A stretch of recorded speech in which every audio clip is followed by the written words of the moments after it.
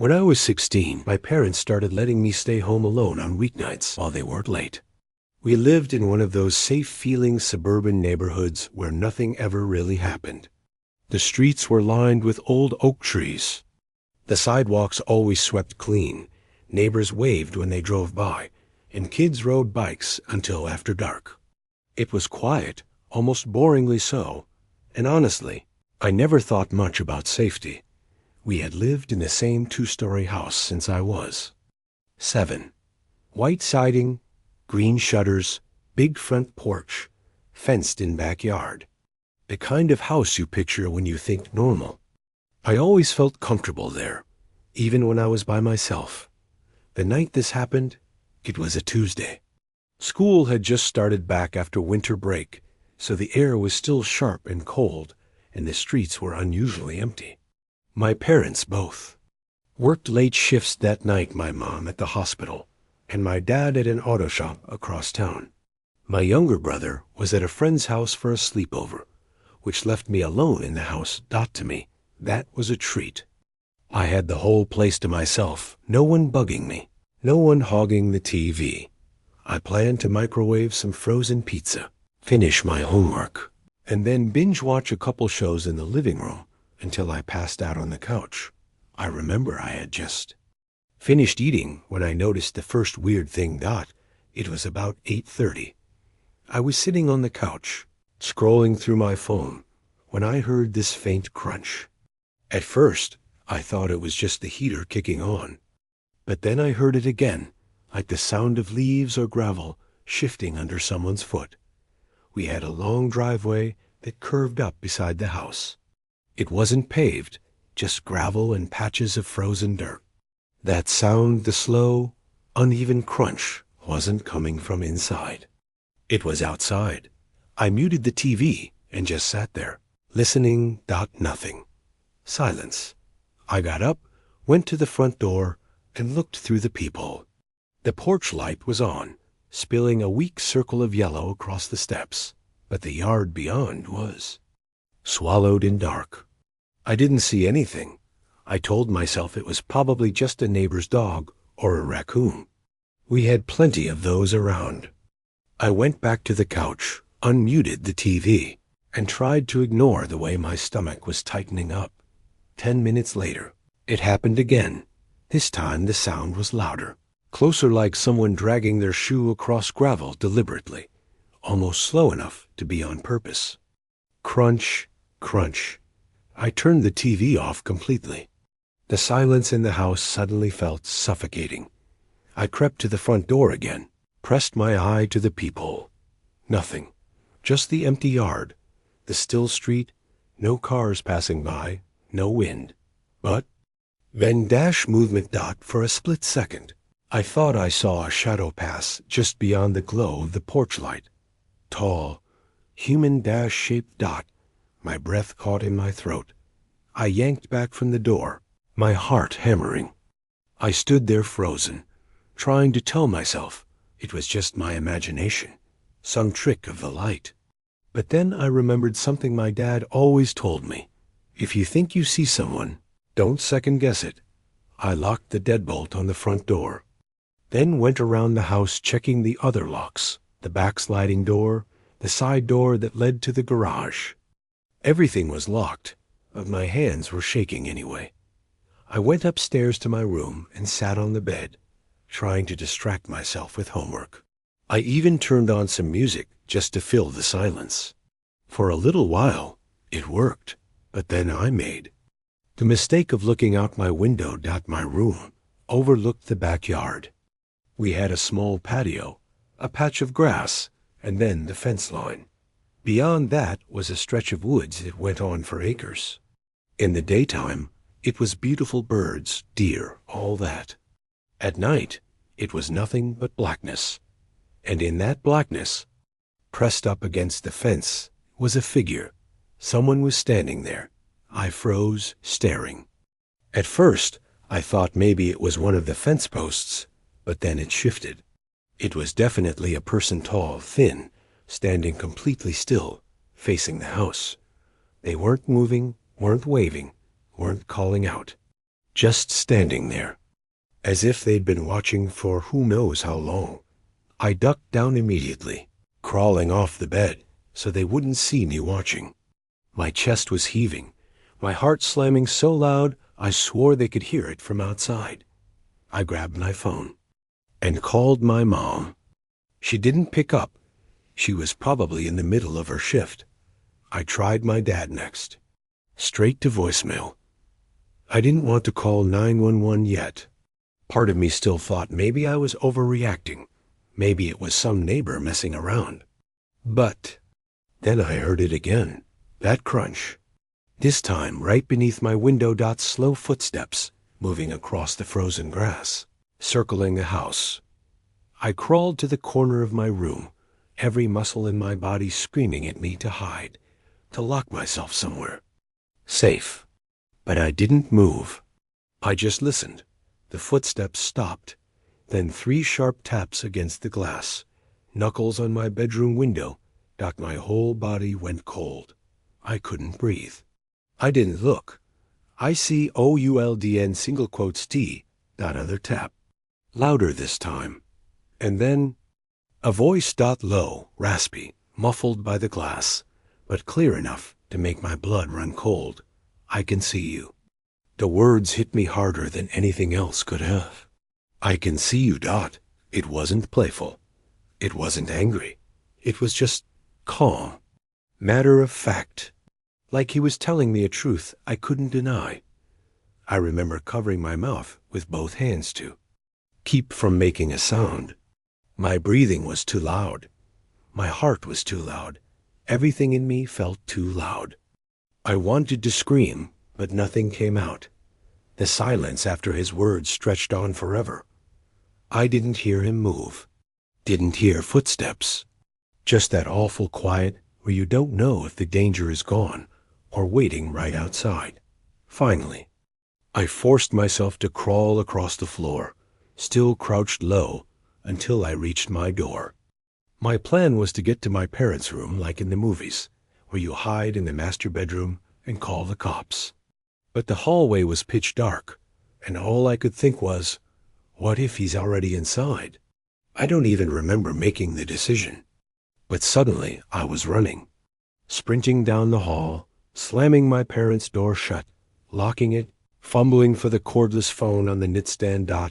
My hands shook so badly I nearly dropped it.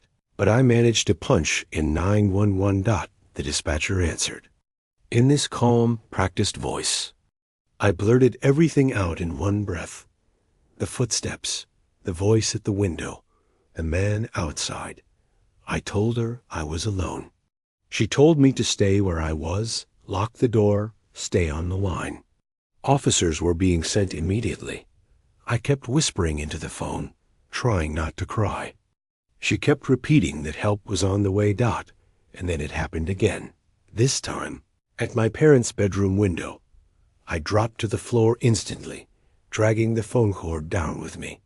The window was big, with curtains half drawn, and I swear, I saw movement behind the fabric. A shifting shadow, then his voice again. You can't hide. I gasped, and the dispatcher must have heard because she said, do not respond to him. Stay quiet. Police are very close. I clutched the phone so tight my knuckles hurt. My body was locked up, paralyzed, but my ears strained for every sound. I heard the creak of the back porch steps, then the sliding door in the kitchen rattling. Like someone testing it. The dispatcher's voice was steady. Do not move. They are less than 2 minutes away. Stay hidden. The rattling stopped. Silence again. And then footsteps inside the house. Heavy, deliberate, unmistakable. The sound of shoes on our hardwood floor, moving slow, like whoever it was wanted me to hear. I whispered, he's in the house. The dispatcher immediately raised her voice, telling me again not to move, that officers were seconds away. Footsteps came closer, through the living room, toward the stairs. Up each step, slow, steady. My parents' room was at the very end of the hall. Every creak of the wood felt like it was inside my chest. Finally, The footsteps stopped. Right outside the door, the doorknob turned, rattled, pressed down, but held firm against the lock. That same soft knock, just like before, and the voice right outside. Let me in. I couldn't breathe, couldn't answer, couldn't move, and then boom, the sound of the front door bursting open downstairs, followed by shouts. Police, stay where you are. The footsteps outside the bedroom bolted instantly, thundering down. The hall and stairs. I heard officers shouting, more heavy boots. A crash like something tipping over, and then silence again. A minute later, there was a knock on my parents' door. A different voice, firm but kind. This is the police. You're safe now. Open the door. I didn't move until the dispatcher on the phone confirmed it. Only then did I unlock the door and step out, my legs so shaky I could barely walk. There were 2 officers in the hall, 2 more downstairs. The back sliding door had been forced open, shoved off the track completely, but the man was gone. They searched the whole house, the yard, the street. Nothing, just boot prints in the frozen grass. Circling the house, stopping at every single window. The officers stayed until my parents rushed home. My mom was pale, my dad furious. They thanked the police over and over, but none of us slept that night. The official report called it a burglary attempt. They told us he probably fled when he realized the cops were close.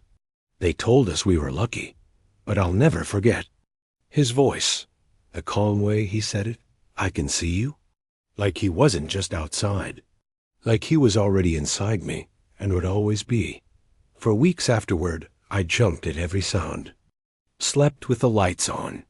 My parents installed cameras, floodlights, stronger locks. But none of that erased the feeling that he'd be back.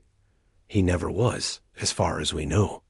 No arrest, no name, no closure dot, but sometimes, late at night, I swear, I hear that faint tap-tap on the glass, and I can almost hear his voice.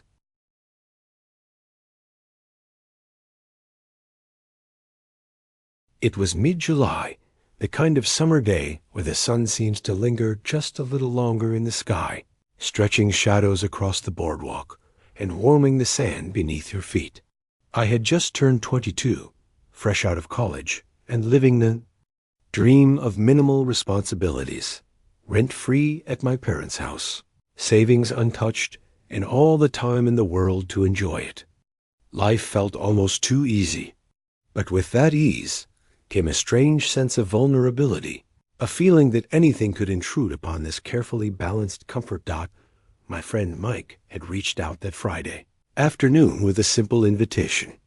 Hey, want to head down to the beach house this weekend? It was impossible to say no. The idea of escaping the town for a beautiful Jersey Shore property, a private getaway with no crowds and only the sound of the waves, was irresistible.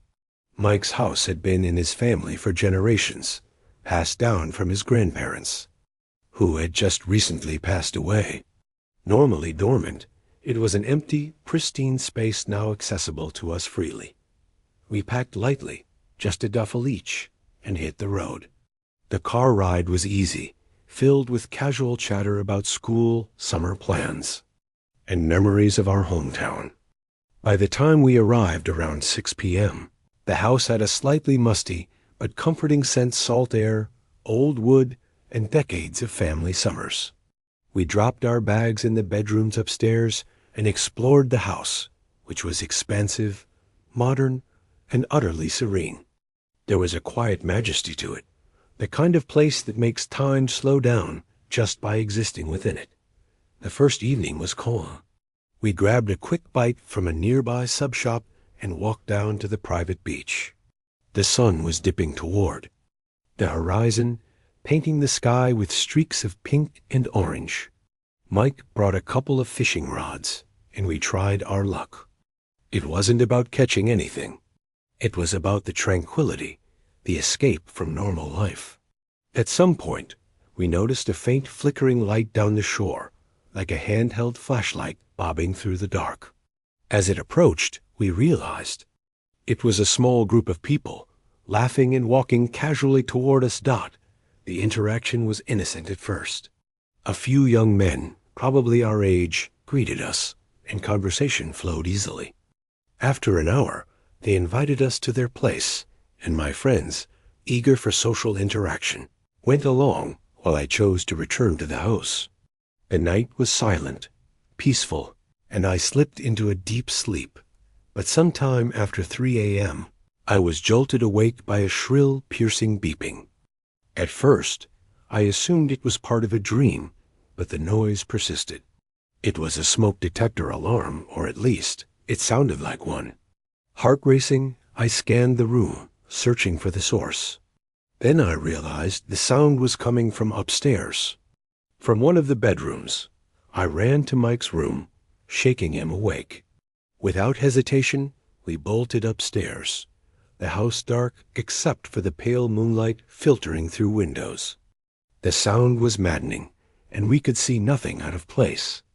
Eventually, I traced it to a small black device tucked under a pillow. Jet black, blinking red light, smooth casing, a single switch. No labels, no buttons, no indication of its purpose.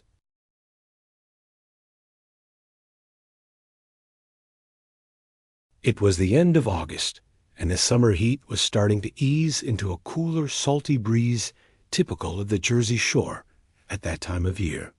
I had been invited by my close friend Lindsay to our family's beach house, a place I had only heard about but never visited. From the way she described it, the property was a secluded paradise tucked away from the usual tourist chaos, with its own private stretch of sand and the ocean just a short walk from the back deck. Lindsay's family was wealthy, and the house reflected their status. Sleek, modern, with expansive glass windows overlooking the ocean, and minimalist interiors that somehow felt both sterile and warm. The four of us, Lindsay, Sabrina, Thea, and myself, claimed one of the kids' bedrooms for the weekend. It had 2 sets of bunk beds, a small bathroom, and a balcony with a partial ocean view. That first evening, we stayed quiet, enjoying the sound of the waves and the smell of the sea. The sun was setting, casting golden reflections on the water, and we sipped White Claws while listening to music from a small portable speaker.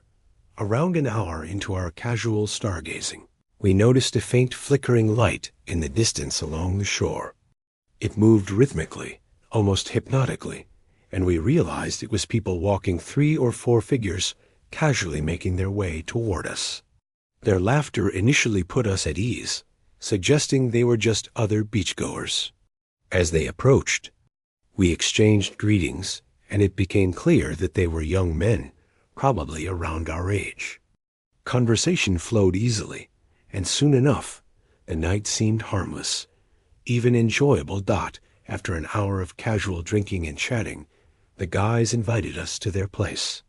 My friends were eager and adventurous, and despite my reservations, I allowed them to go. I returned to the house alone, thinking it would be quiet and safe. I washed up, changed into comfortable clothes, and fell asleep in one of the upper bunk beds. The house was silent, serene, almost unreal in its calmness, but at around 3:15 a.m., a piercing FaceTime call from Lindsay jolted me awake. She screamed over the phone that Thea and Sabrina had been kidnapped, that I needed to get to her car immediately. My body went numb for a moment as adrenaline surged through me. Hands trembling, I threw on clothes and bolted downstairs, asking her why she didn't call the police herself. She explained that the authorities were already alerted and instructed me to follow her directions. I raced down the driveway, the empty streets eerily silent, except for the sound of my car tires against the pavement. Lindsay directed me to a location about 10 houses down to the left. My heart pounded as I tried to maintain control of the vehicle, the fear of losing track of them fueling every ounce of concentration. Soon, I spotted a car matching Lindsay's description moving slowly. I hung up the phone and immediately called 911, reporting the location and describing the vehicle.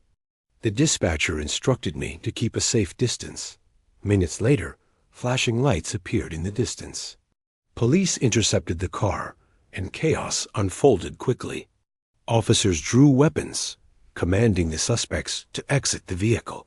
The three young men were forcibly removed, handcuffed, and escorted to a police cruiser. Opening the trunk revealed Thea and Sabrina, bound and bruised, visibly shaken but alive. The sight sent chills down my spine. Lindsay, still on the phone with me, explained what had happened from her perspective. The guys had suggested splitting up for the night, and Thea and Sabrina had been coerced into the SUV while Lindsay went home. The authorities confirmed everything shortly after, arresting the men and securing the scene. They turned out to be unrelated to the house itself. It was owned by an elderly couple vacationing abroad. The ordeal, though, left a permanent mark on all of us. Even after the men were imprisoned and the legal system took its course, the psychological impact lingered. Beaches, late-night walks, and even casual conversations with strangers felt unsafe for a long time. I became hyper-aware of my surroundings, skeptical of seemingly harmless situations, and cautious about venturing into isolated areas. The trauma was real, and the lessons about vulnerability, trust, and the thin line between safety and danger were impossible to ignore. The incident also strengthened the bond between Lindsay, Thea, Sabrina, and myself. Shared fear creates a strange form of intimacy, a mutual understanding of what it feels like to face danger when you least expect it. Over time, we rebuilt our trust in each other and our confidence in handling situations. But the memory of that night remained vivid, a permanent scar etched into the fabric of our summer memories. Even years later, recounting the story triggers a cascade of emotions: fear, relief, anger, and disbelief. It's a testament to how fragile life can be and how quickly circumstances can shift from ordinary to terrifying. The secluded beach house, once a haven, became a reminder that even paradise can harbor danger lurking just out of sight, waiting for a moment of vulnerability.